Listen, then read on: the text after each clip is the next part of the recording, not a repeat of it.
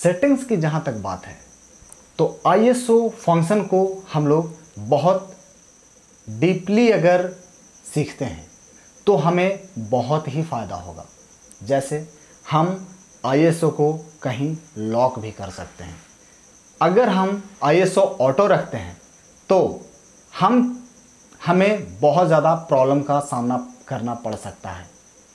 जैसे मान लेते हैं कि हमने अपने कैमरे की ISO सेंसिटिविटी को ऑन कर दिया और हम या तो कहीं कम लाइट वाली जगह पे जाके कोई भी तस्वीर खींचते हैं तो हमारी जो ISO सेंसिटिविटी है वो बढ़कर एट लास्ट जो सबसे लास्ट का नंबर होगा, मान लेते हैं 6400, तो वो सेंसिटिविटी 6400 पे जाकर सेंस करके आपकी फ़ोटो को ख़राब कर सकती है। तो उसके लिए हम अपने कैमरे की सेटिंग में जाएंगे, ISO सेंसिटिविटी को लॉक करेंगे 800 पे या 1600 पर या 3200 पे या मन चाहे 6400 पे। बहुत से कैमरे में 6400 से भी कहीं ज़्यादा ISO का नंबर रहता है। हम ISO के फंक्शन को और भी तरीके से इस्तेमाल कर सकते हैं। जैसे ISO स्पीड पे क्लिक करने के बाद हम ISO का स्पीड तय कर सकते हैं। ऑटो पे तो आप जानते ही हैं, ये ऑटो सेट करेगा, ऑटो सेंसिटिविटी ऑन है, ये हमेशा अपने आप सेंस करेगा कि हमें 100 पे रखना है या 125 पे या 160 पे या तो 16,000 पे या 20,000 पे या 25,600 पे। ये ऑटोमेटिक सेट करेगा, हमें ऐसा बिल्कुल भी नहीं करना है। अगर हमें ये सेटिंग को यूज़ भी अगर करना होगा तो हम किसी न किसी सेटिंग पे उसको जाके ब्लॉक करेंगे, ताकि हमारा जैसे कि 6400 के ऊपर अगर हमारे कैमरे का जो फ़ोटो आएगा वो अगर पैचेबल बन जाएगा तो हमें 6400 पे जाके उसे ब्लॉक करके रखना होगा, ताकि कभी भी हम ISO सेंसिटिविटी ऑन करें या ऑटो पे रखें तो हमारा 6400 पे जाके वो ब्लॉक हो जाए। 5000, 6400, 8000, 10,000, 12,800, 16,000, 20,000, 25,600, उसके बाद भी सेटिंग्स हैं। आप इसमें कुछ देख रहे हैं जो हाइड है, ये है H1। अगर हम H1 फंक्शन को ऑन करते हैं तो इसकी ISO सेंसिटिविटी बढ़कर 51,200 तक चली जाती है।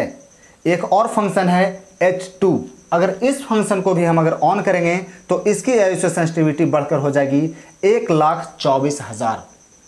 लेकिन इस फंक्शन को यूज़ तभी किया जा सकता है जब इस फंक्शन को हम एक्टिवेट करेंगे या तो अनहाइड करेंगे। फ़िलहाल ये सेटिंग हाइड है तो इस चीज़ को हमें आगे भी देखना है।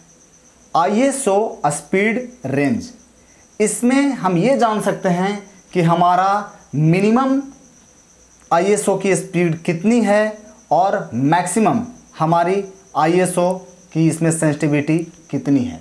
फ़िलहाल मिनिमम हमारा 100 है, इससे हम कम या ज़्यादा भी कर सकते हैं। अगर हम L मोड को ऑन करते हैं तो हमारी जो ISO सेंसिटिविटी है वो 50 तक चली जाती है। ऐसे बहुत से कैमरे में आप लोगों ने देखा होगा कि वो 50 तक ISO नहीं जा पाता, उसकी स्पीड 100 से ही स्टार्ट होती है। लेकिन कुछ फंक्शंस फुल फ्रेम कैमरे में दिया जाता है कि जिससे हम ISO 50 तक जा सकते हैं। जैसा कि आप देख पा रहे हैं, ये 12,800 मैक्सिमम वैल्यू मैंने इसका लगा रखा था, यानी कि हमारा ISO 100 से लेके मैक्सिमम वैल्यू 12,800 तक ही जाएगा। लेकिन अगर इसको हम बढ़ाएंगे, अगर इसको 6400 ले जाएंगे, या जो फंक्शन जो हम बता रहे थे कि ये फंक्शन H1 और H2, उसे भी हम यहाँ से ओपन कर सकते हैं। जैसा आप देख पा रहे हैं कि 12,800 है, उसके बाद 25,600 है, जो कि हमारा 25,600 हमारा लास्ट ISO होता है। लेकिन उसके बाद भी हमारा H1 और H2 दो रेंज बचा हुआ रहता है। जैसे यहाँ मैक्सिमम वैल्यू मैंने लगा दिया है 25,600 H1, उसके बाद आता है H1 में हम 51,200 तक का मेरा ISO सेंसिटिविटी स्पीड रहेगी, और H2 में हमारा 1,24,000 टोटल ISO सेंसिटिविटी हमारा काम करेगा। अब आप यहाँ तो देख ही पाए होंगे कि H1 का क्या काम है, H2 का काम क्या है, जो कि हम जब चाहें तभी यूज़ कर सकते हैं।